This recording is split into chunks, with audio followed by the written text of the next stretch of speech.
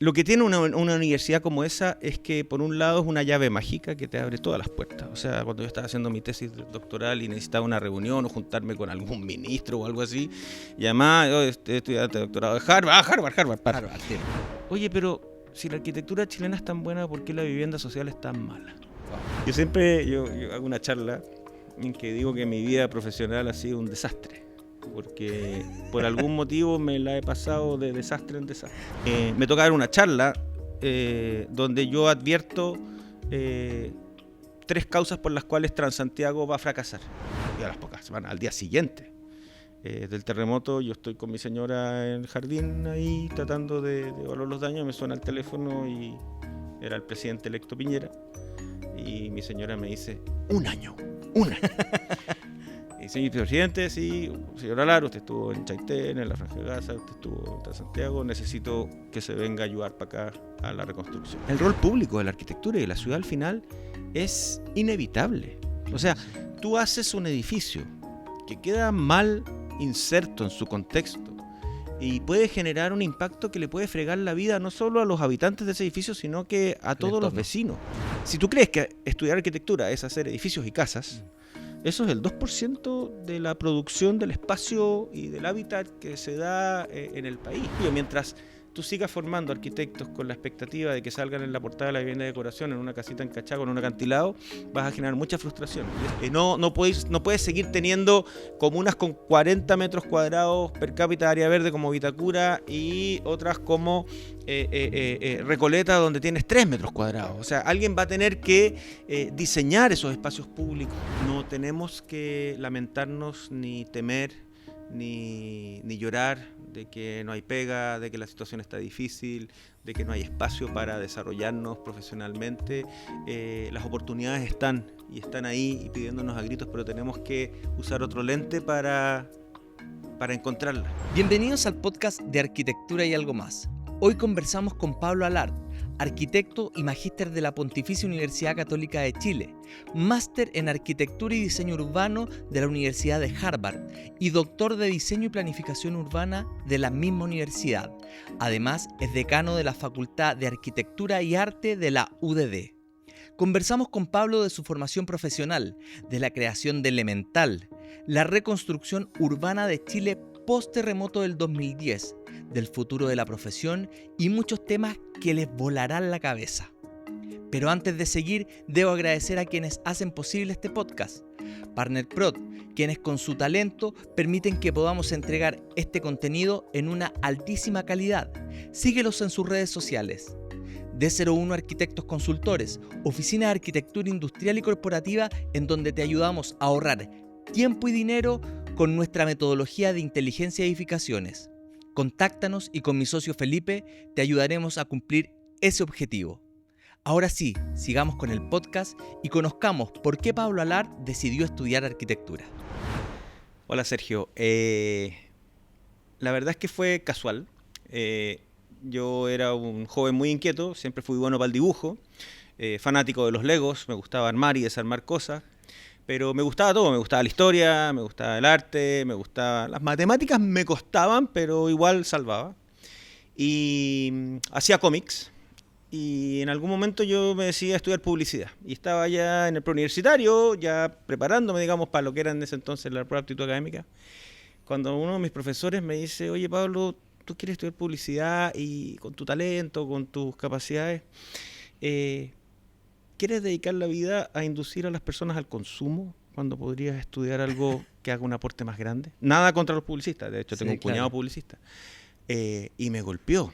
Y ahí dije, pucha, en realidad, ¿cómo buscar algo que pueda canalizar ese interés? Porque yo no tenía parientes arquitectos. Okay.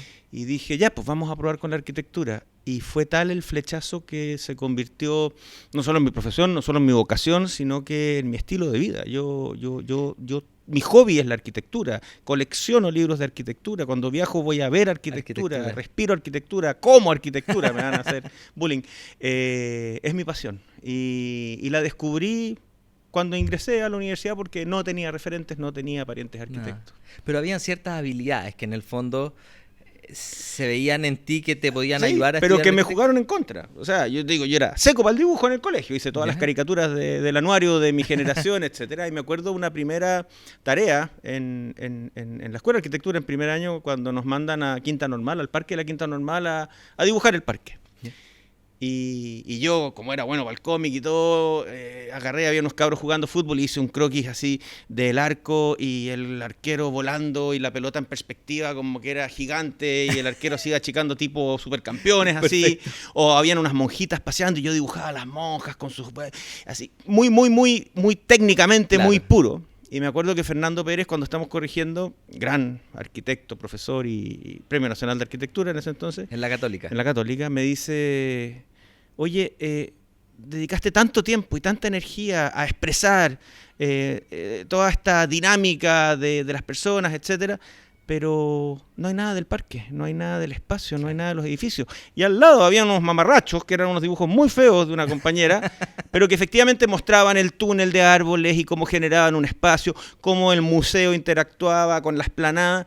Claro. Entonces ahí me di cuenta que no es talento, que en arquitectura te enseñan de nuevo a dibujar, te enseñan claro. de nuevo a maquetear, de nuevo a pensar el espacio. A observar. Y fue un aprendizaje de shock muy interesante porque era seco para el dibujo, pero no era seco para la arquitectura.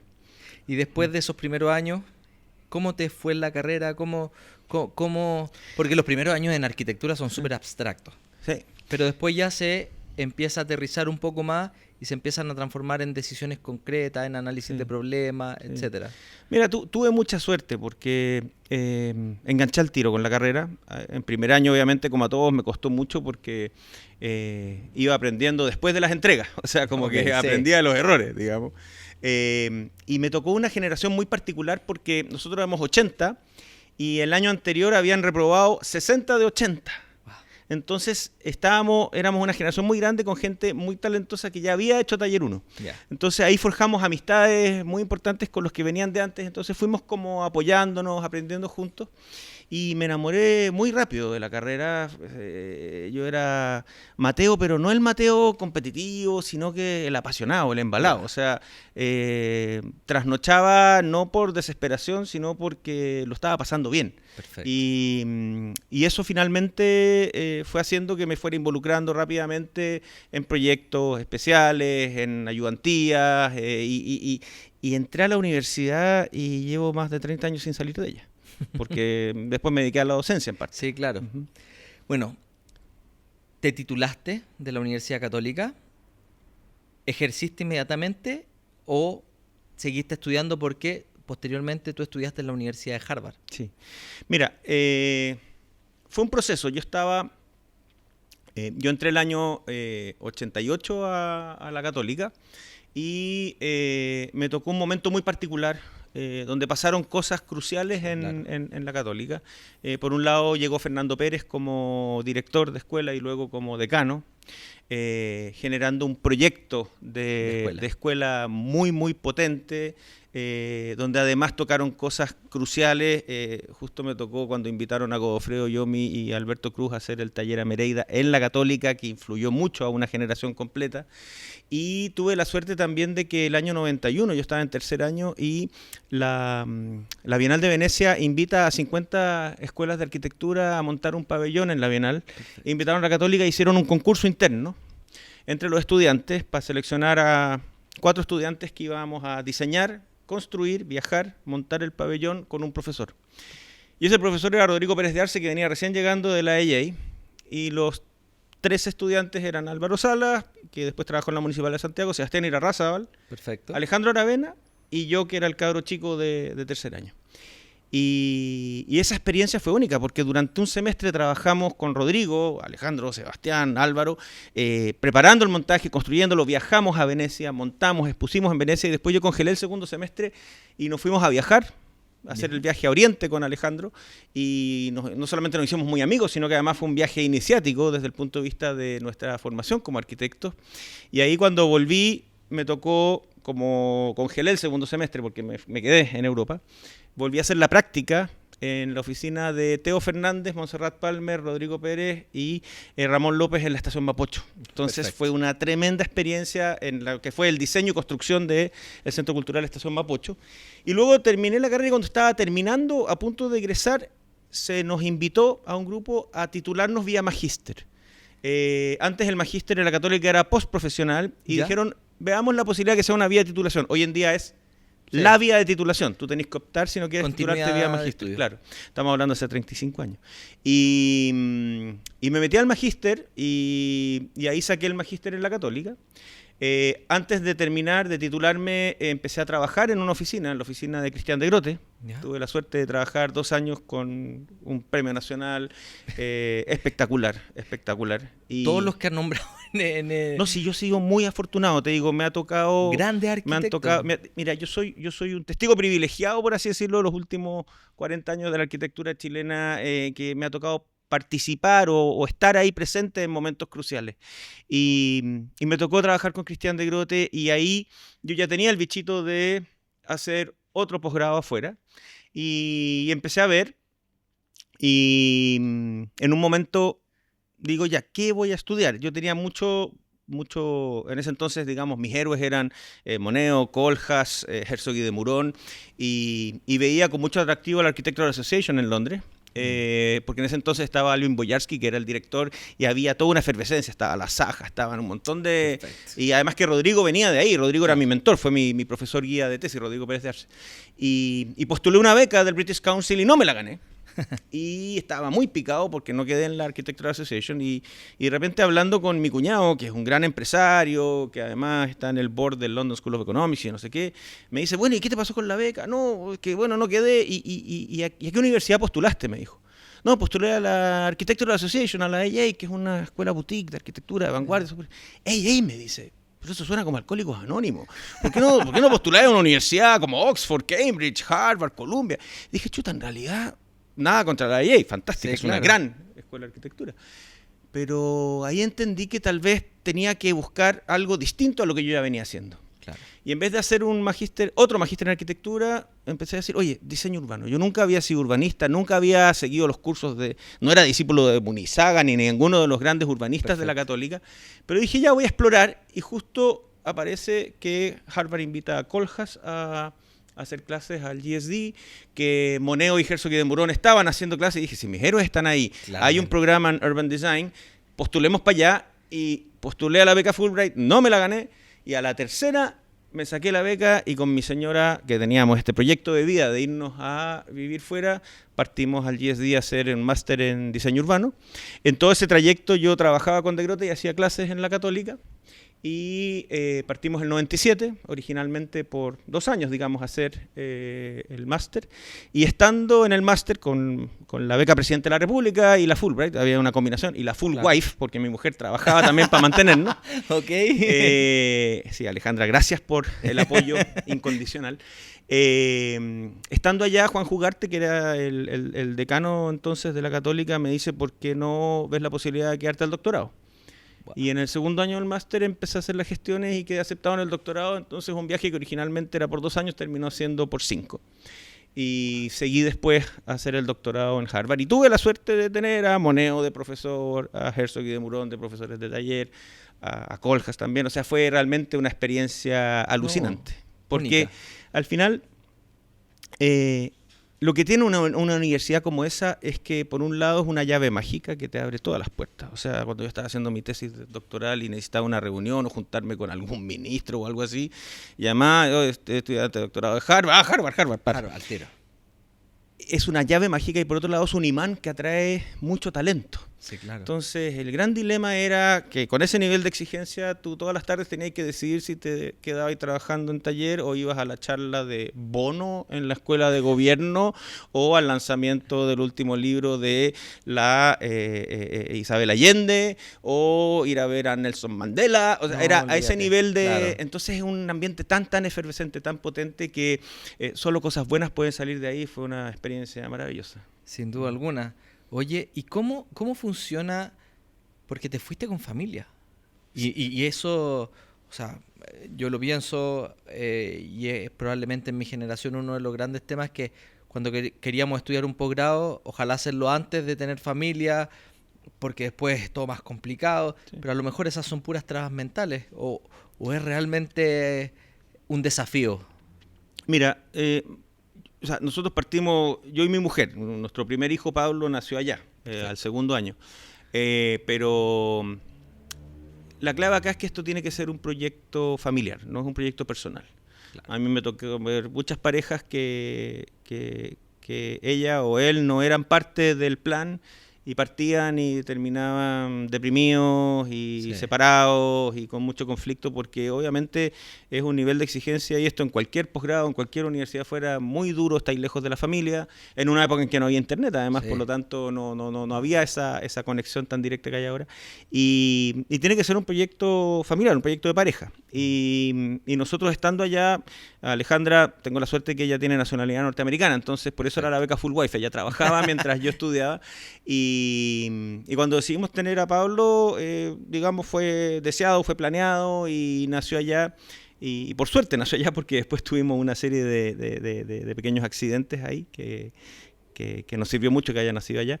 Y te digo que fue de las experiencias más unitivas y más lindas, y además que hay 3 cosas que uno tiene que evaluar para quienes quieran estudiar afuera. Uno es la calidad académica del programa, de todas maneras, pero hay 2 más que tienen que ver con el lugar, la ciudad. Es muy distinto si tú te vas a Cornell, que está en el medio de un bosque y a 3 horas de cualquier lado, a si te vas a Nueva York, que está ahí en la efervescencia misma y todo pasa, o Boston, que está a mitad de camino. O sea, muy importante el lugar, usarlo como base para conocer, recorrer, etcétera. Y tercero, que sea una universidad o un entorno donde puedas armar redes más allá de los chilenos y chilenas que conoces, y que vas a conocer, o que vas a juntarte a ver el partido de fútbol. O sea, que tengas la posibilidad de enriquecer tu panorama, porque esas personas después van a ser tus amistades, tus amigos, tus contactos. Y eso a veces la gente lo olvida. Yo creo que son esas 3 claves: la calidad del programa, la calidad de vida de la ciudad donde vayas, y también la posibilidad de conocer y armar redes que después te van a acompañar toda la vida. Sin duda alguna. Mencionaste a Alejandro Aravena. Voy a comentarle a la gente que no es arquitecto. Alejandro Aravena, arquitecto chileno, premio Pritzker, el único chileno que ha obtenido ese galardón. El premio Pritzker es como el premio Nobel de la arquitectura, el máximo que existe a nivel mundial. Tu compañero de universidad, tu amigo por lo que dijiste, y con él también comenzaste el proyecto de Elemental. ¿Nos puedes contar un poco cómo surge ese proyecto? Sí. A ver, bueno, como te comentaba, yo conocí a Alejandro en la universidad, nos tocó además viajar juntos y exponer en la Bienal de Venecia, y de ahí seguimos muy amigos. Él iba 2 años más arriba que yo, pero teníamos una amistad grande. Y cuando yo estaba haciendo el doctorado ya, o sea, ya llevaba 3, 4 años en Harvard, Jorge Silvetti, el chairman del departamento de arquitectura, me dice: Pablo, me gustaría traer un arquitecto chileno potente, emergente, pero que realmente vaya a generar un impacto importante en el GSD, en el Graduate School of Design, en la Escuela de Arquitectura. ¿Por qué no me armáis así una listita, una presentación con algunos nombres? Y yo, Mateo, me puse a armar y puse los más senior, Germán del Sol, etcétera, los que en ese momento estaban dando que hablar, Matías Klotz, y puse a Alejandro, puse a Sebastián, puse a varios, y Jorge los conocía a todos, pero en el fondo quería que no se le escapara a ninguno, y ahí después hizo como un shortlist Jorge, y habló con Fernando Pérez y le dijo: ¿cuál de estos me recomiendas? Y finalmente Silvetti invita a Alejandro Aravena a hacer clases a Harvard. Perfecto. Y cuando llega Alejandro, llega con lo puesto, digamos, y se queda unos días a alojar en mi casa, en el futón, digamos, porque éramos amigos. Y Alejandro en ese entonces venía muy obsesionado con la toma de Peñalolén, que había sido como un punto de inflexión en las políticas habitacionales en Chile en el año 99, porque Chile en ese entonces le estaba ganando la batalla a los campamentos. Teníamos 25.000 familias viviendo en campamentos, ahora tenemos 120.000. Wow. O sea, le estábamos ganando la batalla a los campamentos y de repente aparece esta toma en medio de Peñalolén y uno dice, ¿por qué si esta gente puede acceder a subsidios? ¿Qué son las razones por las cuales hacen que estas familias? Y Alejandro, justo una persona que trabajaba en su casa, vivía en la toma de Peñalolén, tomó contacto, sacó fotos, y justo pasó que yo había estado también investigando la toma de Peñalolén, había escrito un artículo, me gané un concurso internacional con una reflexión respecto a la toma de Peñalolén. Entonces los dos como que dijimos, chuta, Claro. ¿qué está pasando con el tema de la vivienda en Chile? ¿Por qué estas prácticas informales de la vivienda están empezando a resurgir? Y en eso estábamos cuando Alejandro venía muy motivado con esto, que lo habían invitado a Harvard, y en ese entonces estaba estudiando en la Escuela de Gobierno un ingeniero, Andrés Jacobelli, que después fue subsecretario de Vivienda.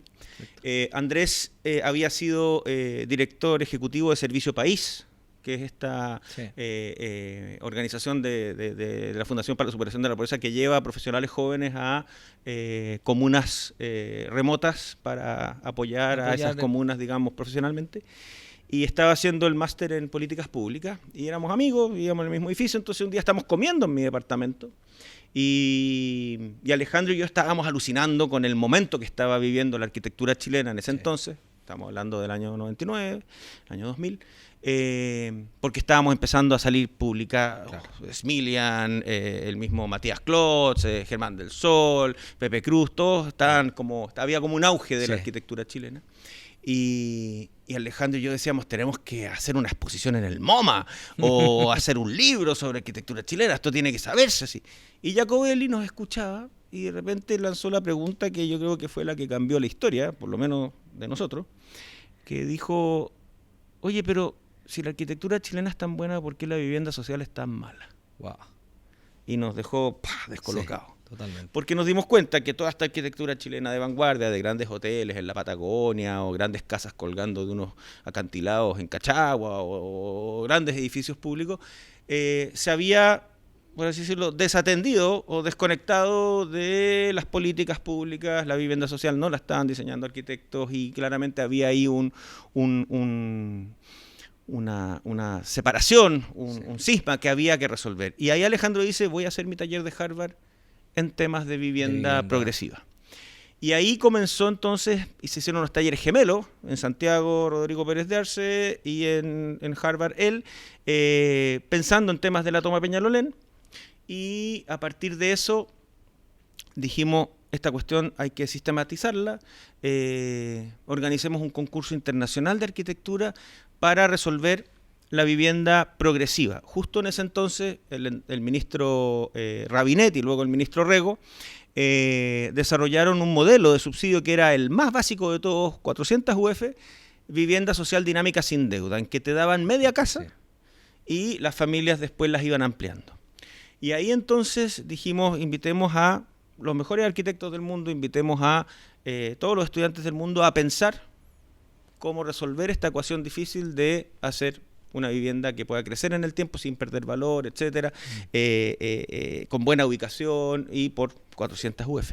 Claro, en base a la política pública que había actualmente. Y ahí logramos un financiamiento del Centro David Rockefeller de Estudios Latinoamericanos de Harvard, y firmamos un convenio con el Ministerio de Vivienda, y se organiza el concurso elemental, que se enmarca además en un proyecto FONDEF que postulamos ya cuando regresó Alejandro de Harvard y cuando yo ya venía de vuelta al doctorado. Andrés además también llega a la Católica a cargo del Centro de Políticas Públicas, y armamos un proyecto FONDEF de investigación aplicada en innovación en diseño de vivienda, y ahí entonces se hace el concurso elemental, donde se invita, y participaron más de 100 oficinas y arquitectos y estudiantes, para desarrollar 7 proyectos reales de vivienda social dinámica sin deuda a lo largo de todo Chile, que después los ganadores iban a ser desarrollados por esta oficina que se iba a llamar Elemental.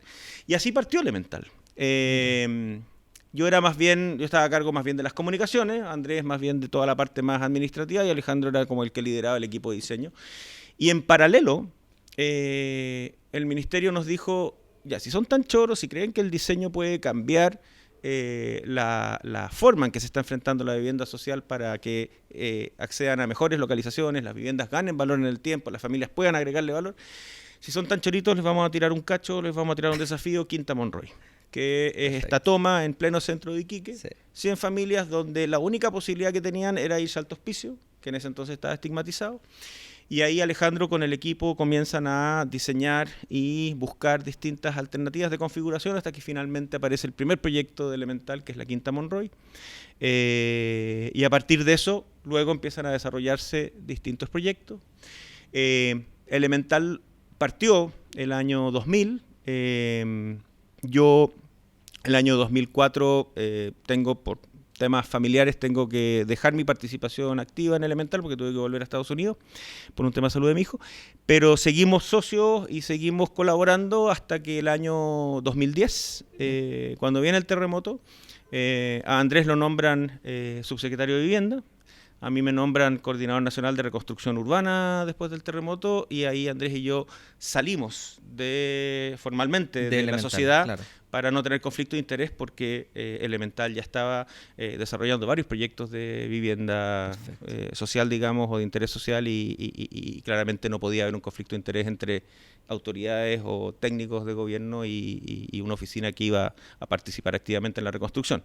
Entonces yo soy testigo de los primeros años de Elemental, pero luego todo lo que pasó después y todos los méritos de Alejandro, Víctor, Juan y Gonzalo y todos los socios de Elemental es lo que los llevaron finalmente al Pritzker. Yo en ese sentido tuve la suerte, digamos, de estar en los inicios, pero el mérito y la verdad es que Alejandro es un arquitecto excepcional y siempre lo fue, y bien merecido el premio, digamos. Genial. Pablo, comentaste que te nombran coordinador nacional de reconstrucción urbana, sí, post terremoto. Cuéntanos esa experiencia.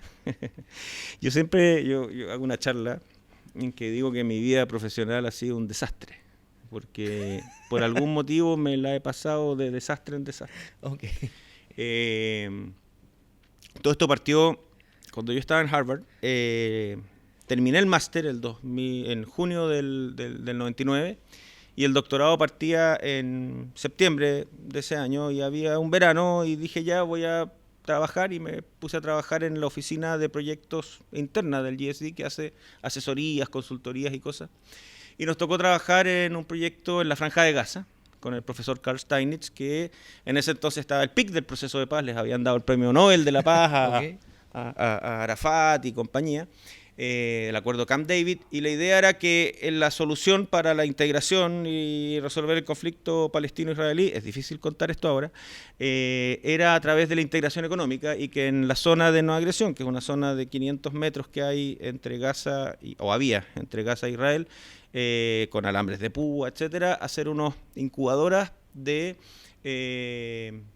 startups industriales o tecnológicas, okay, donde la inversión era israelí, la mano de obra era palestina y se iba articulando, digamos, una especie de integración económica. Y fuimos para allá, hicimos los planes maestros, distintas, digamos, de hecho hasta se hizo una publicación, pero a los pocos meses se desata la segunda intifada y empieza a caerse todo y nos dimos cuenta que la arquitectura no era suficiente para resolver una crisis o un conflicto y que finalmente termina con una tragedia, un desastre tan grande como es lo que lleva más de un año, digamos, enfrentados israelitas y palestinos. Entonces fue el primer fracaso y la primera desastre, digamos, que me tocó estar metido. Luego cuando llegué a Chile, de vuelta después del 2005, no volví a Elemental. Elemental en ese entonces estaba pasando por una situación bastante compleja porque el ministerio no estaba pagando los proyectos, entonces éramos en ese entonces era solamente Alejandro y Víctor y Gonzalo los que estaban, todos los demás, claro, aperrando, la verdad es que mascando la hucha. Y yo vuelvo a la Católica y Juan José Ugarte, que era entonces el decano, me pide que me haga cargo de un nuevo proyecto de la universidad que era el Observatorio de Ciudades, que era un centro de inteligencia territorial donde la idea era orientar la toma de decisiones de actores públicos y privados en el territorio en base a data convertida en información. Tú ya venías con tu especialidad en el urbanismo. Yo, claro, ya había hecho el máster y el doctorado, entonces ya manejaba un poco esos temas. Y el año 2006 me toca dar una charla donde yo advierto 3 causas por las cuales Transantiago va a fracasar. Y que tenían que ver con que no estaba la infraestructura lista, porque la cambiaron a último minuto, porque la tecnología de las tarjetas VIP, según un estudio de la Fundación Chile, no iba a funcionar, y por otra serie de variables. Y el entonces ministro Espejo, que hoy en día es gran amigo mío, me ninguneó, me dijo que esto eran agoreros, académicos, no sé qué, y finalmente queda el desastre de Transantiago cuando se implementa, y el ministro Cortázar, después de que sale Espejo, me nombra como el único arquitecto, junto con Iván Poduje, en la comisión para buscar soluciones para resolver el Transantiago. Mentira, Iván no estaba, Iván llegó después a otra comisión. Y otro desastre, y luego viene el 2008, estando en el Observatorio de Ciudades, el desastre de Chaitén. La erupción del volcán, donde el gobierno evacúa rápidamente a 5.000 personas, hace una gestión increíble de contención, pero nadie estaba estudiando si se iba a poder reconstruir o relocalizar Chaitén. Y ahí nosotros como universidad le hacemos un ofrecimiento al Ministerio de Vivienda, a la ministra Poblete y a la presidenta Bachelet de liderar una fuerza de tarea para evaluar escenarios de reconstrucción o relocalización en Chaitén. Y finalmente me toca liderar ese equipo a través del Observatorio de Ciudades de la Católica. Otro desastre. y donde aprendimos muchas lecciones, porque finalmente, después de muchas análisis, evaluaciones, escenarios, lo más recomendable era relocalizarse en Santa Bárbara, que está a 4 kilómetros al norte del Chaitén actual. Pero eso significaba un impacto muy fuerte en el arraigo de las comunidades. O sea, cuando yo les decía a los colonos, oye, pero si no puedes volver a vivir al lado del volcán, el volcán sigue activo. Me dice que yo no le tengo miedo al volcán, yo le tengo miedo a una apendicitis, me dice. ¿Por qué? Porque el volcán se anuncia, yo arranco al cerro, agarro mi oveja y vuelvo. Pero me viene una apendicitis y estoy a 10 horas del hospital de Puerto Montt. Por lo tanto, el riesgo y el arraigo eran cosas muy distintas a las que uno había estudiado. Con el volcán al lado. Claro. Entonces, y fíjate que pese a todo eso, finalmente el gobierno avanza con nuestra recomendación, comienzan a articularse las primeras inversiones en Santa Bárbara, se hace el aeropuerto, se hace un concurso internacional para el nuevo centro cívico de Chaitén en Santa Bárbara, comienzan a articularse los primeros comités de vivienda, las familias ya llevaban 2 años desplazadas, 1 año y medio, y podéis creer tú que el ministerio hizo un plan maestro y una maqueta de Nueva Chaitén que la presidenta Bachelet iba a inaugurar o mostrar públicamente en Puerto Montt en una visita que iba a ser el 28 de febrero del 2010, en los últimos días de su gobierno. Wow. ¿Ya? Y la noche antes vino el terremoto y tsunami. Se postergó ese evento. Y a las pocas semanas, al día siguiente del terremoto, yo estoy con mi señora en el jardín ahí tratando de evaluar los daños, me suena el teléfono y era el presidente electo Piñera. Y mi señora me dice, un año.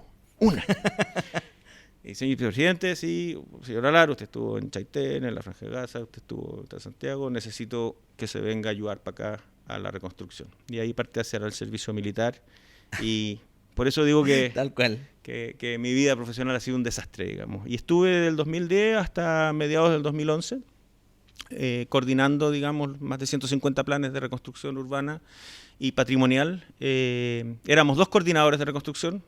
Uno es Pablo Ibelich, que ese tipo hay que hacerle una estatua, ingeniero, hoy en día es gerente de Echeverría Izquierdo, porque él estuvo a cargo de reconstruir 220.000 viviendas y lo hizo en 4 años.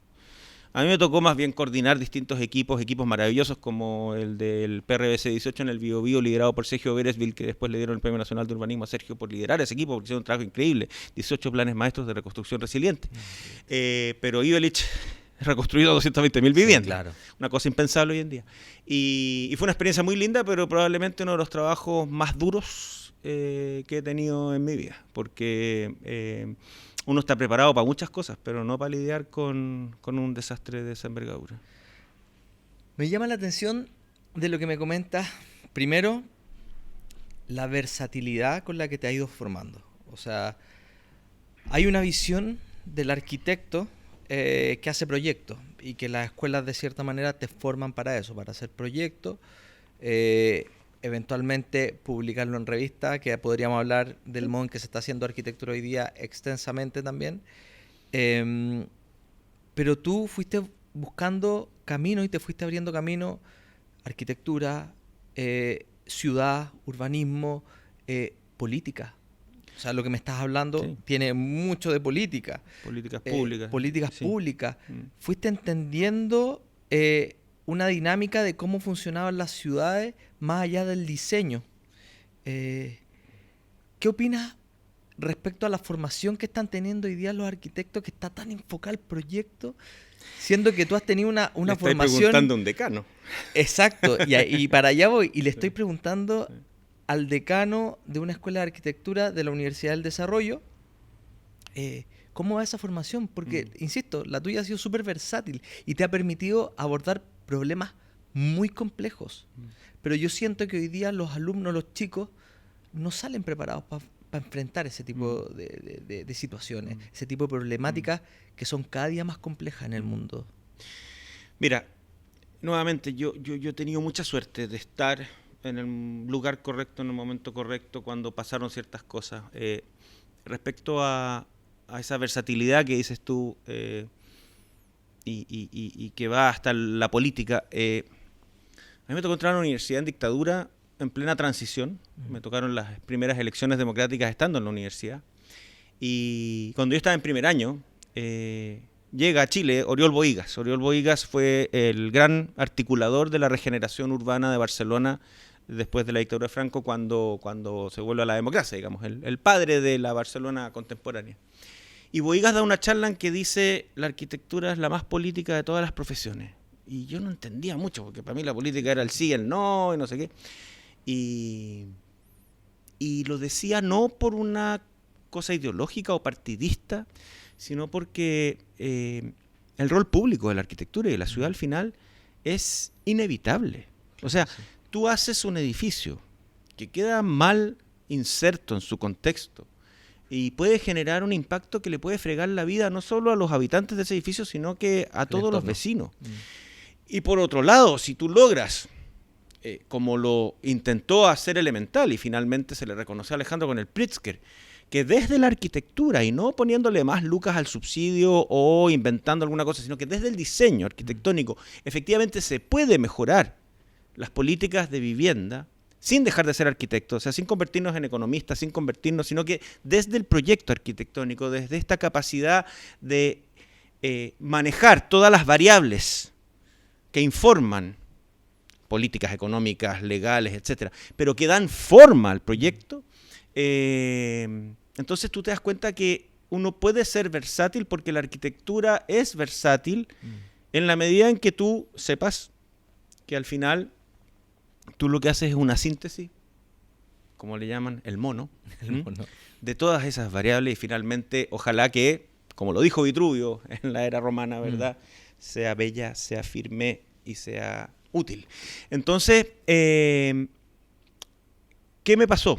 Que me di cuenta, y eso le cuesta a muchas personas que me conocen entenderlo, yo no soy urbanista, yo soy arquitecto urbanista. Yo nunca he dejado de diseñar. Yo no soy un planificador, no hago planes reguladores. Sí puedo hacer estudios urbanos, de tendencias, cabidas, mejores y más rentables usos, etcétera, pero siempre con una mirada de proyecto, del diseño arquitectónico. Y eso no implica pensar en que la arquitectura es solamente edificios y casas. Sí, claro. Y si tú me preguntas a mí cuál es el problema que tiene la arquitectura hoy, estamos en un momento crítico para la industria inmobiliaria, los permisos de edificación están por el suelo, o sea, esta semana estamos en semana de admisión y obviamente ha bajado la demanda por estudiar arquitectura, porque cualquier joven que quiere estudiar arquitectura, sus padres le dicen, estáis loco, no hay pega. Sí. Pero la verdad es que esa es una pregunta equivocada, porque si tú crees que estudiar arquitectura es hacer edificios y casas, eso es el 2% de la producción del espacio y del hábitat que se da en el país. Porque hay un campo fértil enorme en otras áreas que requieren una aproximación desde el proyecto, desde el diseño arquitectónico, que están pidiendo a gritos arquitectos. O sea, vivienda social, diseño urbano, arquitectura del paisaje, mitigación o inserción urbana y territorial de megaproyectos de infraestructura, análisis geoespacial, inteligencia territorial, exploración con nuevos materiales. La verdad es que el campo profesional, cuando tú lo amplías, es mucho más fértil de lo que tú crees. Y si hay algo que me enorgullece de la Facultad de Arquitectura y Arte de la UDD de Santiago y Concepción es que nosotros desde muy temprano, ya más de 10 años, decidimos ampliar el campo profesional de nuestros egresados a través de 4 menciones. O sea, tú sin dejar de ser arquitecto o arquitecta en cuarto año eliges una mención, una especialidad. Claro, que es en diseño y construcción sustentable, que al final es condición necesaria para cualquier proyecto o edificio en los próximos años. Hoy día requisito. Otra mención es que en ciudad y paisaje para la gran escala, la arquitectura a la gran escala, digamos. Master planning, parques, espacio público, equipamiento.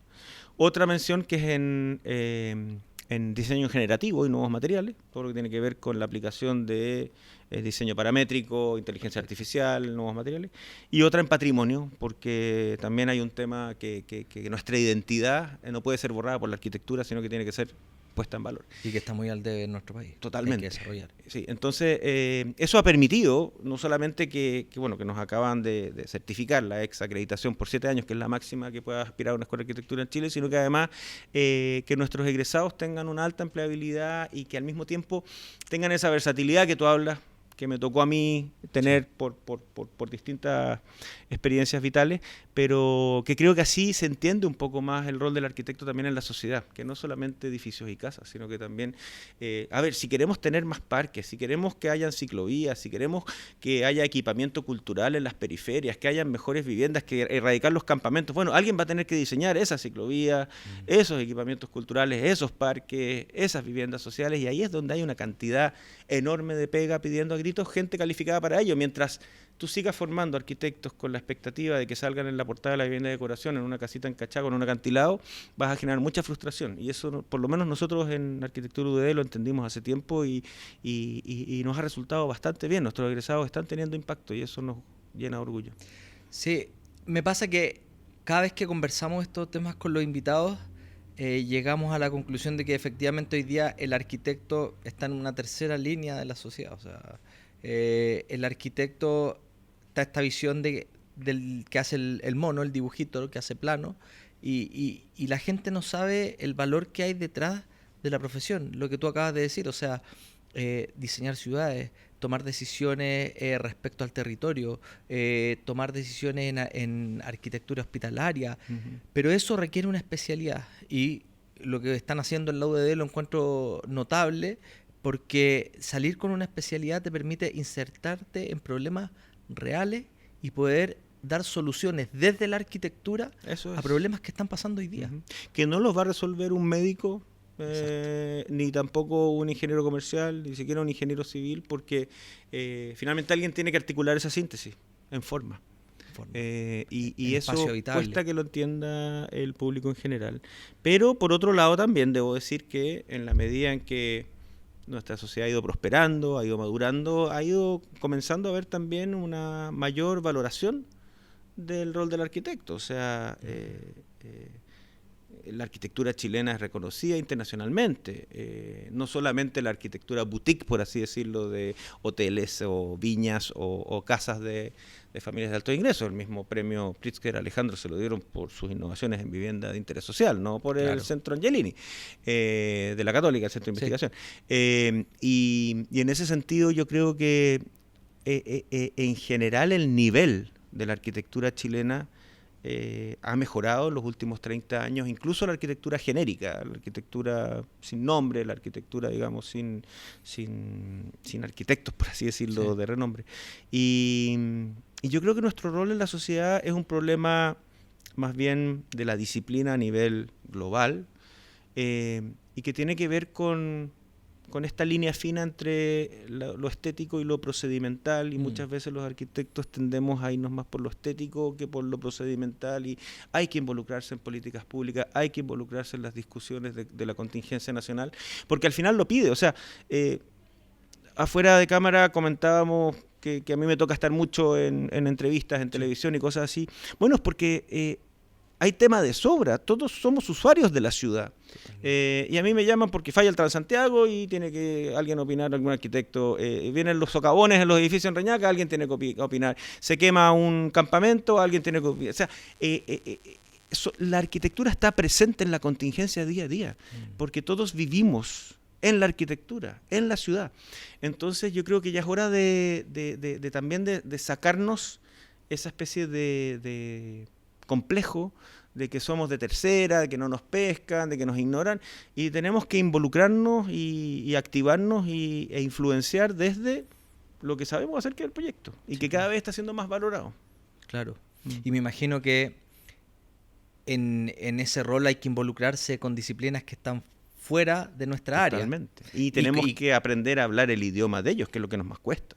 Más nos cuesta, digamos. O sea, si tú vayas a pelear con un inversionista porque te dice, no, ese diseño está muy caro, quítale esto otro, bueno, tú tenés que hablar con él y decirle, oye, pero es que espérate, porque lo que pasa es que la tasa interna de retorno del proyecto va a cambiar y no sé qué, pero esto va a generar tal valor extra en el metro cuadrado. O sea, hay que hacer la pega también de estudiar un poco de economía, estudiar un poco de temas normativos, estudiar de los temas de sostenibilidad. Puede ser que el gallo te diga, no, Nica voy a poner esta tecnología porque me sale muy cara ahora, pero resulta que si esa tecnología hace que el edificio sea más sustentable en el tiempo y el edificio va a ser para la renta, tal vez los costos operacionales de ese proyecto van a ser más bajos con esa inversión inicial que con otra. Bueno, todo eso tenéis que dominarlo y explicárselo en su idioma.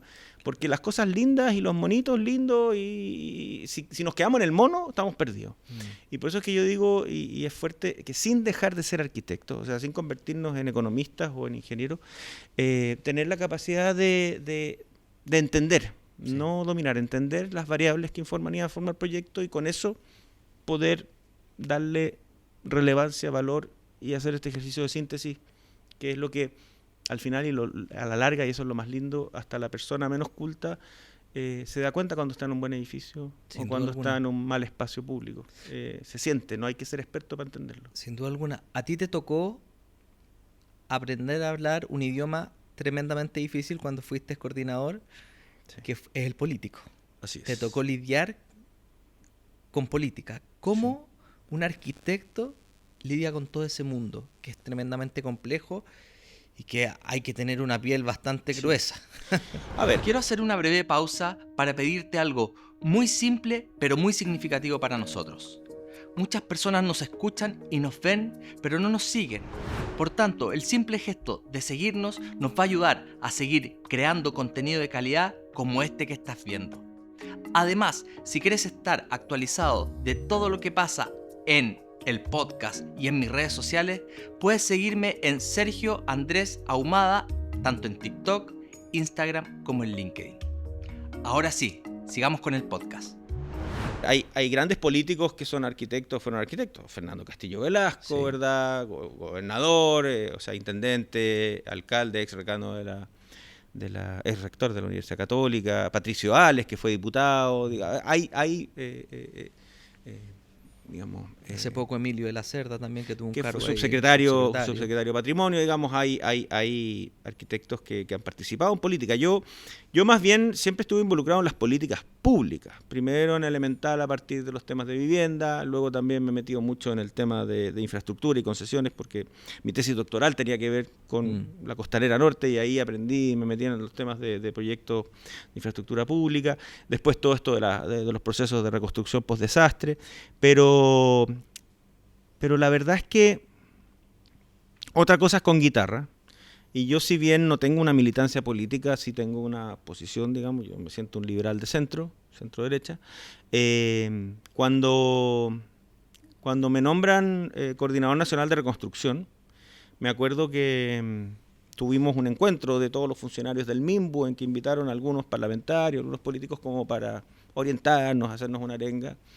Y me acuerdo que el Coto de Sandón, el senador entonces, José Miguel Sandón, nos dice a todos: ustedes van a ser la cara pública del gobierno Piñera y tienen que representar nuestras ideas y van a tener que hacer acción política, etcétera.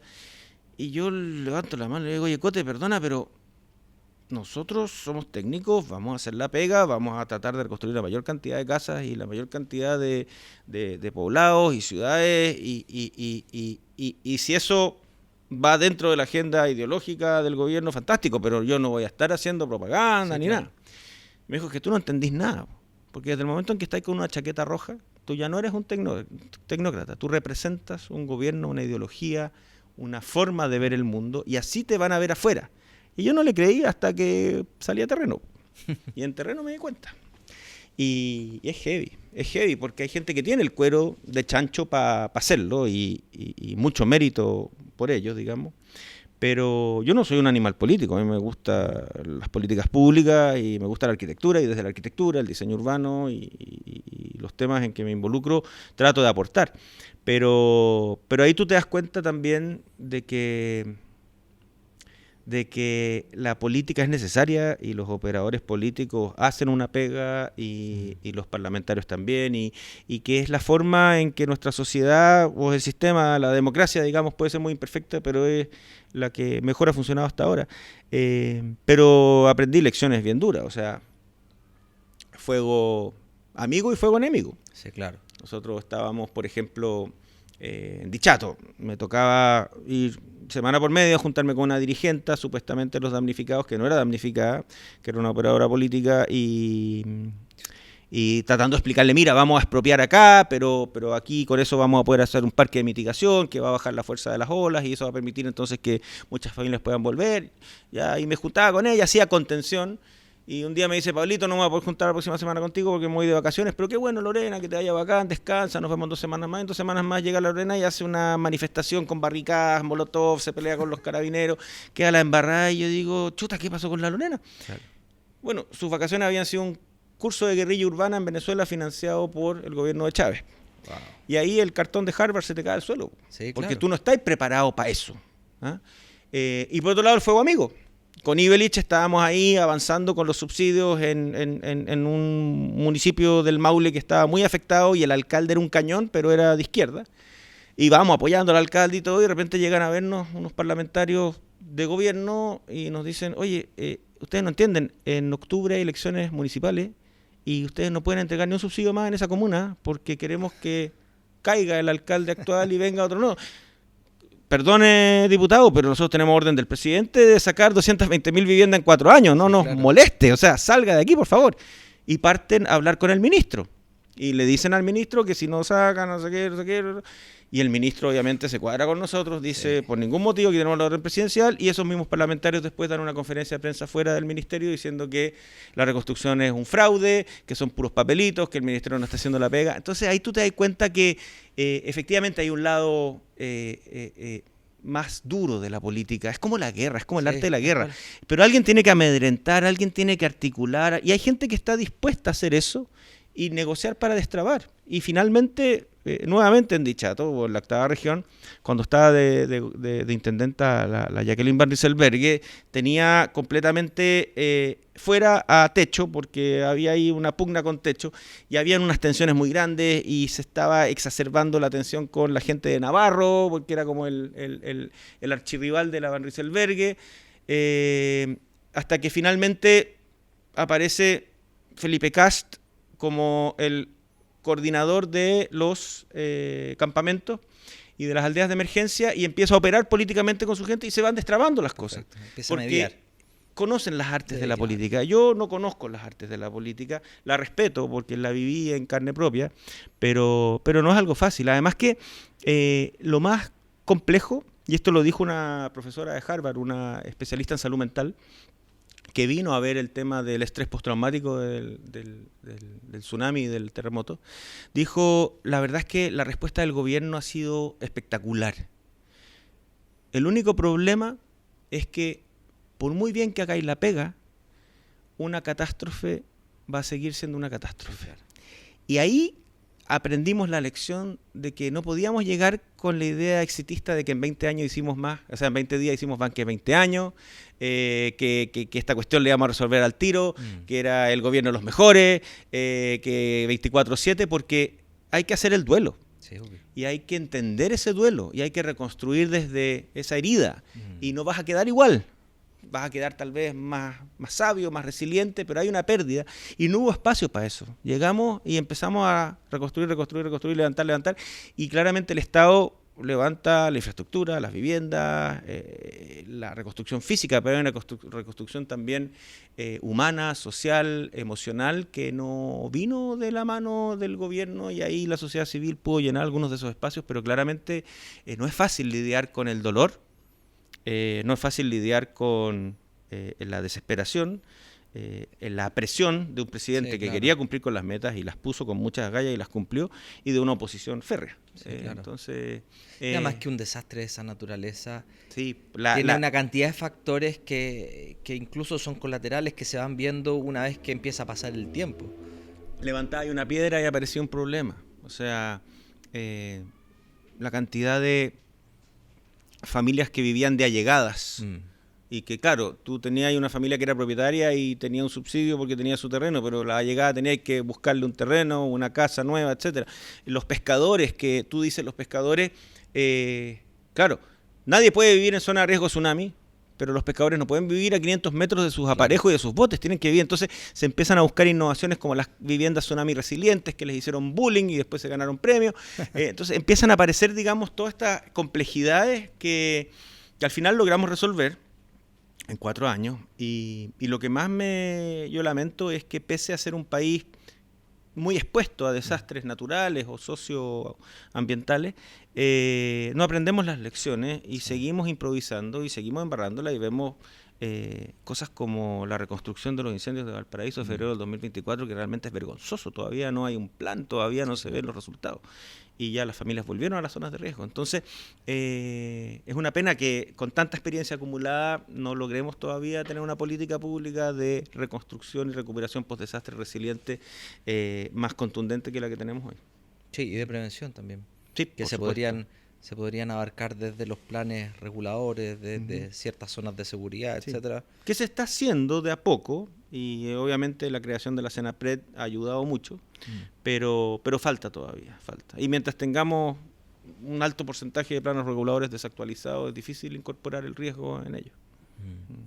Pablo, uno te escucha, desde que saliste a la universidad has hecho 1000 cosas, siempre has estado ocupándote, estudiando. Lo he pasado muy bien, sí. Muchas cosas.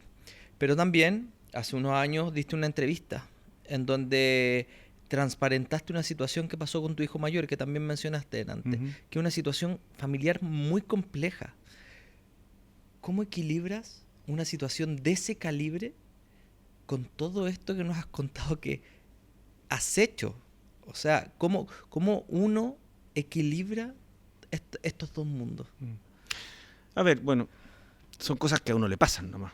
O sea, a mí todo lo que te he contado me ha pasado, no es que yo lo estaba buscando. Sí, claro. Yo salí de la universidad pensando que me iba a dedicar a hacer casas de lujo con Cristian de Grote, y terminé participando en Elemental, en la reconstrucción, en el Parque Víctor Jara, en cuánta cosa hay en Santiago. Pero, y así como pasan cosas buenas, también pasan cosas malas, como a todos nos sucede. Y claro, nosotros como familia tuvimos el gran desafío de que nuestro primer hijo, Pablo, que nació en Boston a finales del 98, antes de cumplir 2 años, yo estaba estudiando el doctorado, era el momento más feliz de la vida. Imagínate haciendo el doctorado en Harvard con tu primer hijo, felices y todo. Lo estoy bañando y le siento que tiene como un cototo en la guata, y le digo a la Ale, oye, llévalo al doctor, no sé qué. Pensaban que era cualquier cosa, bueno, y finalmente era un sarcoma de células claras en el riñón, un cáncer muy agresivo, y eso nos transformó completamente la vida, porque era nuestro primer hijo, estábamos partiendo, y gracias a Dios estábamos en una ciudad donde probablemente estaba uno de los mejores centros de cáncer, uno de los mejores hospitales de niños, teníamos un buen seguro por la universidad. O sea, si esto hubiera pasado en Chile, probablemente Pablo no habría sobrevivido. Claro. Y ahí empezó un proceso familiar que, fíjate que retrospectivamente ahora, obviamente nos celebramos. Yo no le deseo a nadie que tenga un hijo con cáncer o que viva la experiencia del cáncer en su familia, porque es tremendo, es devastador, pero nosotros estuvimos en el lado feliz del cáncer porque Pablo sobrevivió. Sí, claro. Y hoy en día el cáncer es nuestra causa familiar. Pablo tuvo 4 recurrencias. A los 2 años partió en el riñón y ahí cirugía, radiación, quimioterapia durante 9 meses, sobrevivió. Luego volvimos a Chile y a los 2 años dolor de cabeza, un tumor del tamaño de una pelota de tenis en el cerebro, de vuelta a Boston, cirugía, radiación, luego apareció también en la médula, doble trasplante de médula, 1 año entero en Estados Unidos encerrados en una burbuja, ahí casi lo perdimos, en el segundo trasplante casi lo perdimos. Ahí fue cuando yo dejé Elemental porque claramente tenía que dedicarme a Pablo, con mucha generosidad además de la Universidad Católica y la Universidad de Harvard que me apoyaron ahí cuando estábamos en eso. Y luego a los 8 años en la tiroides y logramos, digamos, salir adelante, pero lo lindo es que Pablo hoy en día es psicólogo, acaba de terminar un diplomado en psico-oncología, trabaja en una fundación apoyando a jóvenes, adolescentes que están viviendo el cáncer, armó junto a otros sobrevivientes una fundación que se llama Luz de Esperanza que apoya a sobrevivientes de cáncer infantil en todo el proceso posterior. De hecho, han participado en políticas públicas, como la ley del olvido oncológico. Tú sabes que un sobreviviente de cáncer hasta hace unos meses atrás no podía acceder a ningún crédito, ni siquiera al CAE. O sea, ¿por qué? Porque te preguntan, ¿ha tenido cáncer? Sí. No te doy ni el hipotecario, ni el de consumo, ni menos el CAE. Lograron que después de 5 años de remisión ya no te pudieran preguntar si tenías cáncer. Y recientemente quedó... digamos, reconocido entre los 100 jóvenes líderes de Chile por el trabajo que está haciendo en pos del cáncer infantil y la causa de los sobrevivientes de cáncer.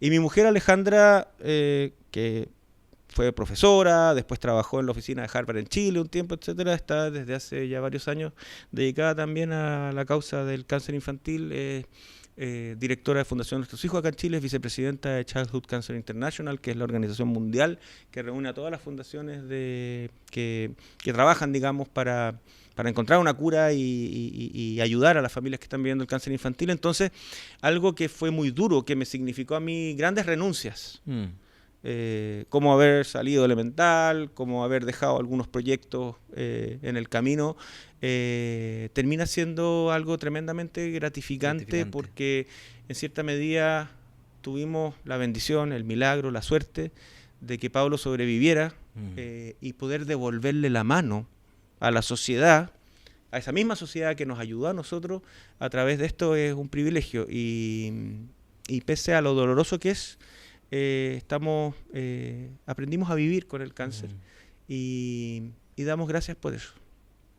Genial, gracias Pablo por compartir eso, que es tremendamente importante, porque uno cree que el arquitecto, uno se pone como un traje y el arquitecto es arquitecto y muchas veces se olvida que detrás hay temas familiares, hay temas personales, hay algo que hoy día se está hablando que tiene que ver con la salud mental, la importancia de la salud mental, la importancia de poder estar en bienestar físico, mental, para poder desarrollar los proyectos profesionales que uno tiene. Creo que eso es tremendamente importante y bueno, tu testimonio da cuenta de eso también.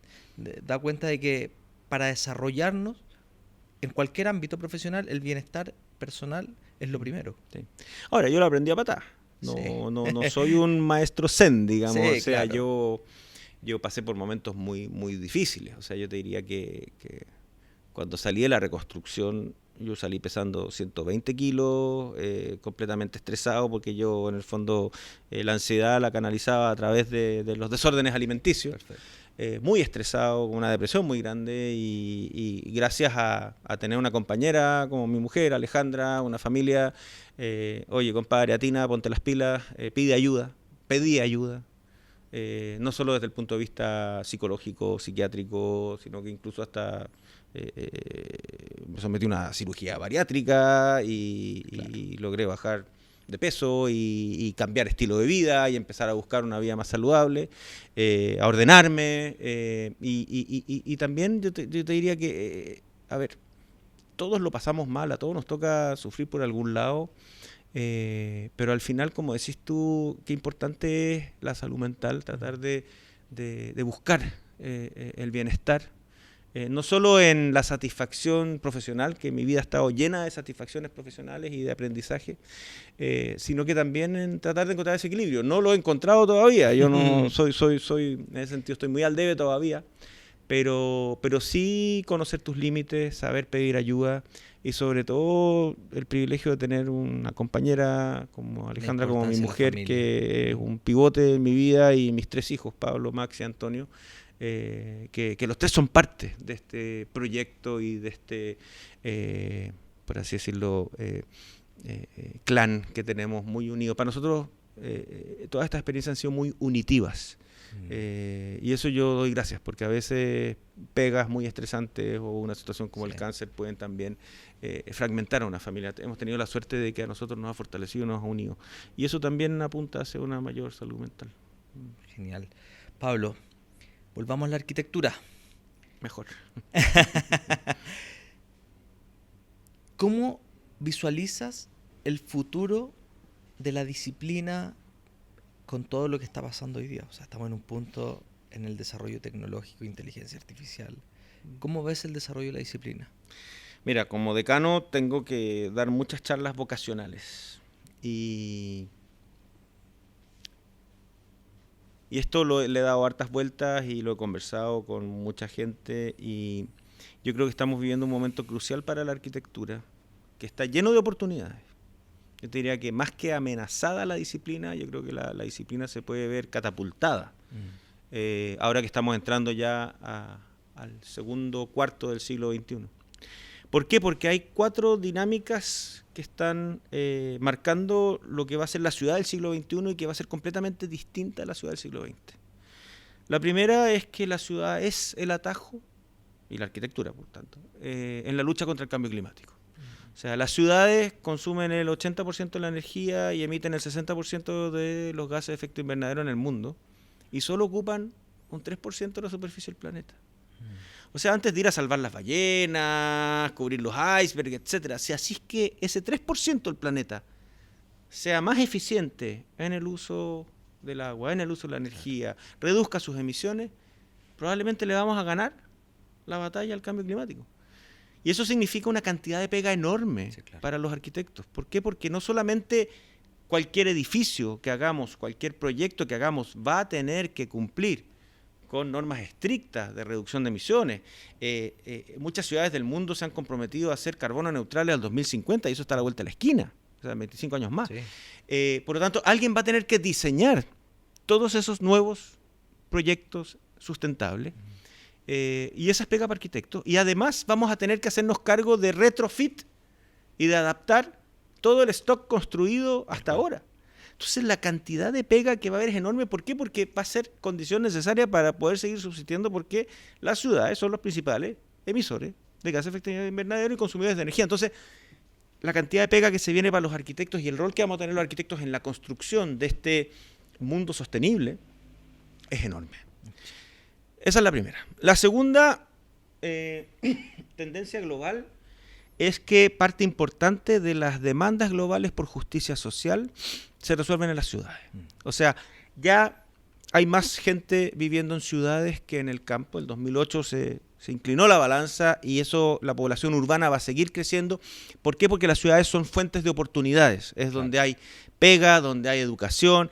Entonces, en estos procesos masivos de urbanización, migración, etcétera, las demandas por vivienda, la crisis de vivienda que estamos viendo en nuestro país, con 120.000 familias viviendo en campamentos, un déficit que se acerca ya a las 800.000 familias, es algo que no solamente está pasando en Chile, está pasando en todo el mundo. Alguien va a tener que resolver ese déficit habitacional.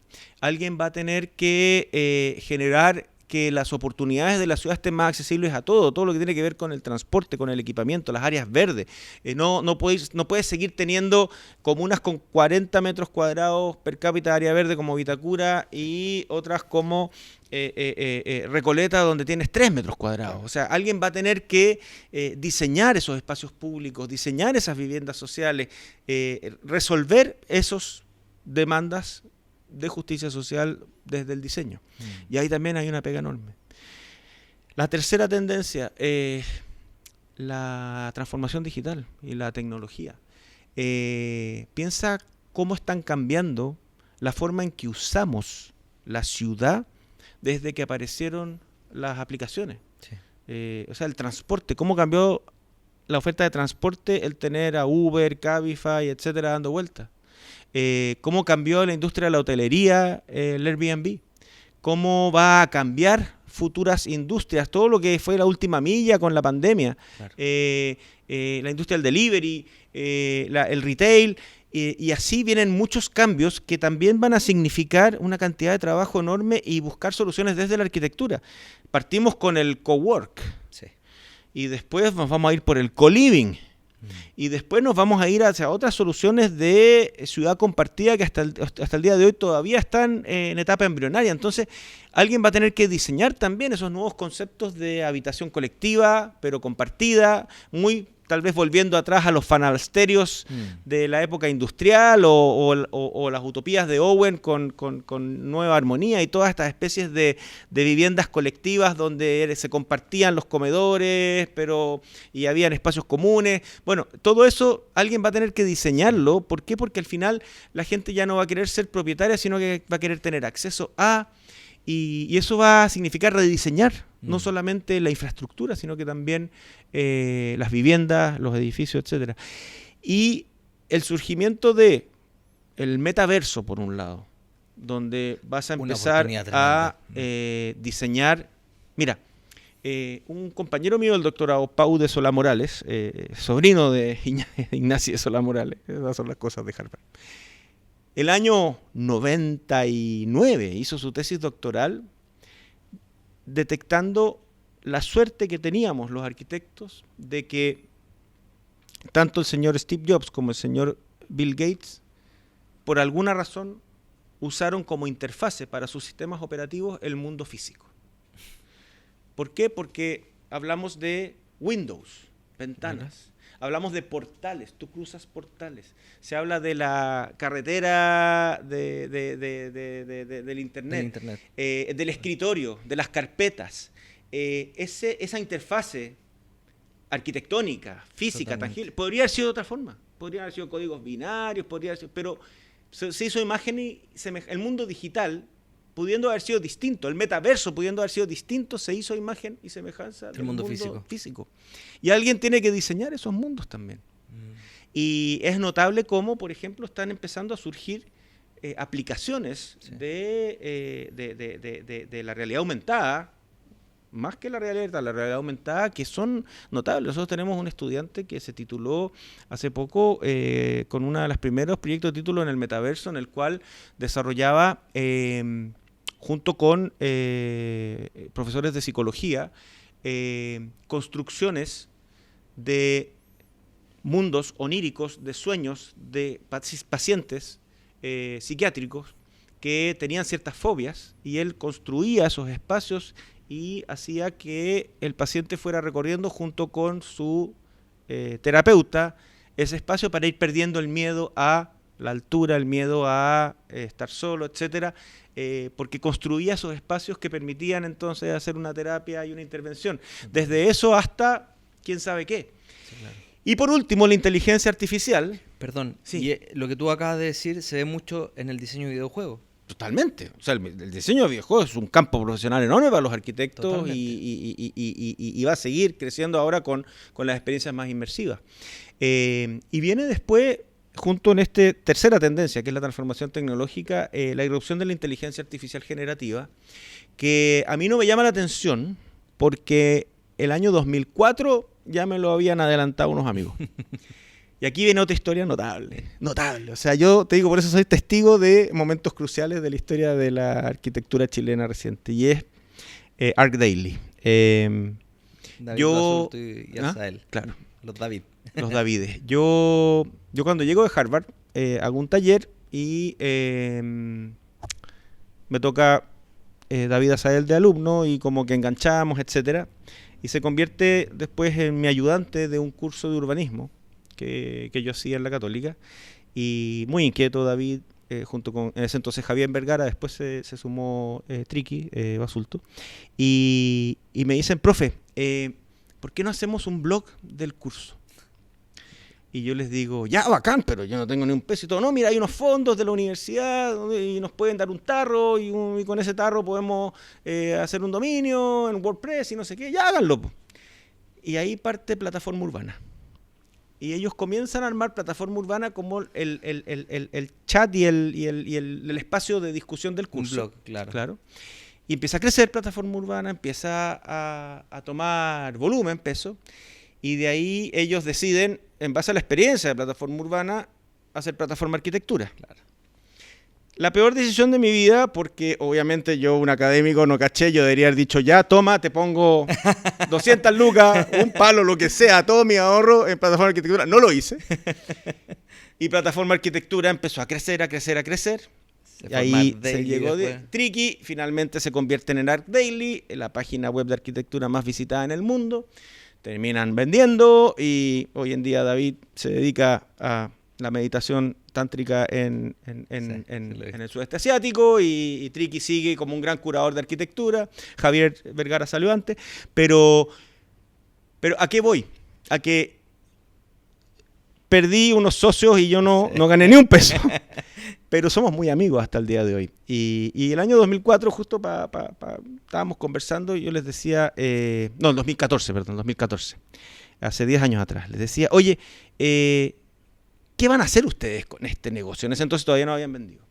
¿En qué están metiendo toda la plata? Me dicen, no, estamos invirtiendo toda la plata en Machine Learning e inteligencia artificial. Y yo, ¿qué diablos es eso? Y me decía David, no, piensa que, David Azael me decía, piensa que nosotros recibimos todos los proyectos de los mejores arquitectos del mundo, se esmeran por entregármelos y estamos metiendo todos esos proyectos en una gran base de datos que la está procesando.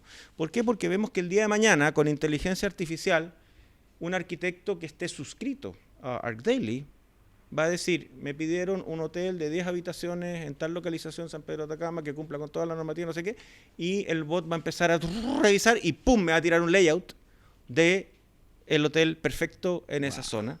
Y luego yo como arquitecto lo tomo y lo voy adaptando, le voy poniendo, digamos, materiales, etcétera, pero ya pasaste la normativa, pasaste los planos eléctricos, estructurales, etcétera.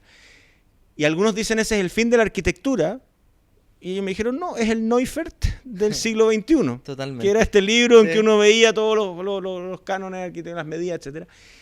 Y por otro lado no reemplaza al arquitecto, sino que más bien lo potencia. ¿Qué es lo que está empezando a pasar con los distintos software de inteligencia artificial ya aplicados al análisis de cabida, etcétera? Yo creo que más que poner en jaque o amenazar a la arquitectura, sí, como está pasando en otras disciplinas, los especialistas en instalaciones eléctricas, en temas normativos, etcétera, esos van a ser reemplazados por la IA, pero el arquitecto que tiene que tomar decisiones que ya van más allá de lo procedimental ahora, sino que también lo estético, la experiencia, lo fenomenológico, que sean lugares memorables, eso todavía va a ser difícil de reemplazar, más allá de que se copien ciertos estilos o ciertos guiños a través de la inteligencia artificial. Y en ese sentido creo que vamos a ser probablemente menos las personas involucradas en el desarrollo de un proyecto, menos especialistas, pero siempre va a haber un arquitecto que va a tener que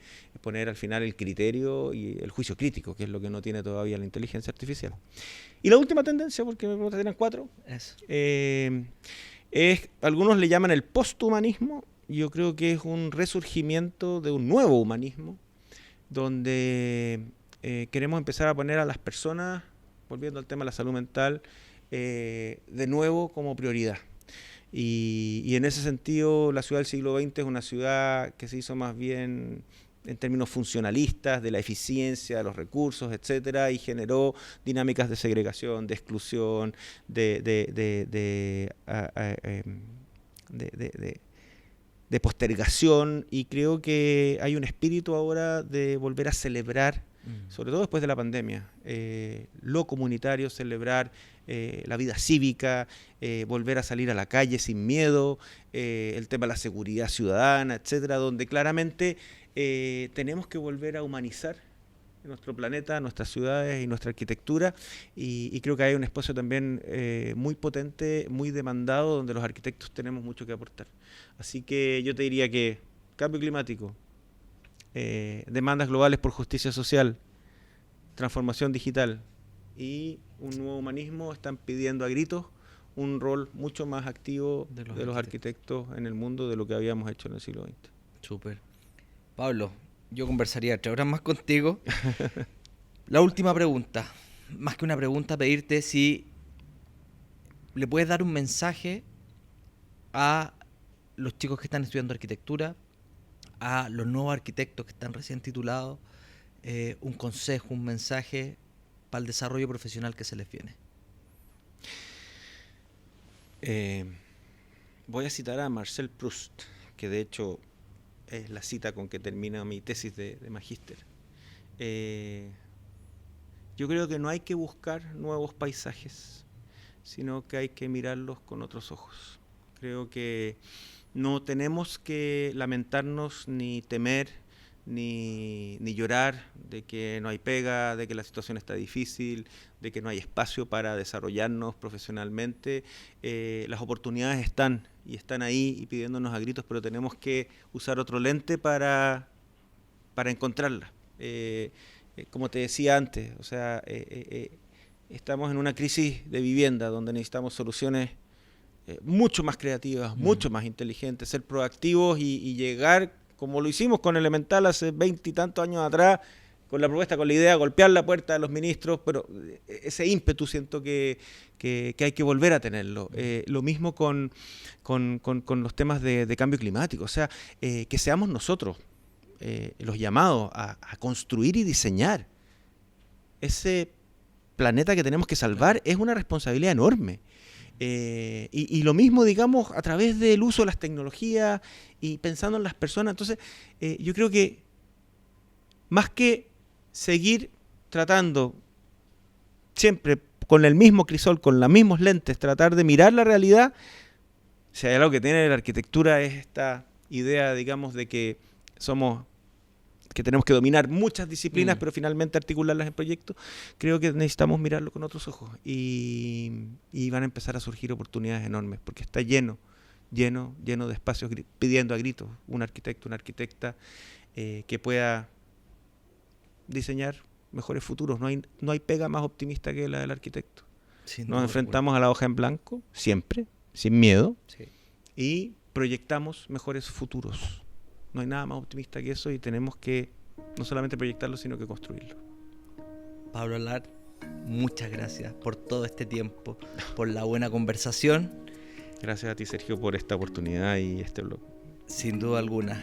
Y a todos los que vieron este capítulo, también muchas gracias y los esperamos en un próximo capítulo de Arquitectura y algo más. Hasta luego.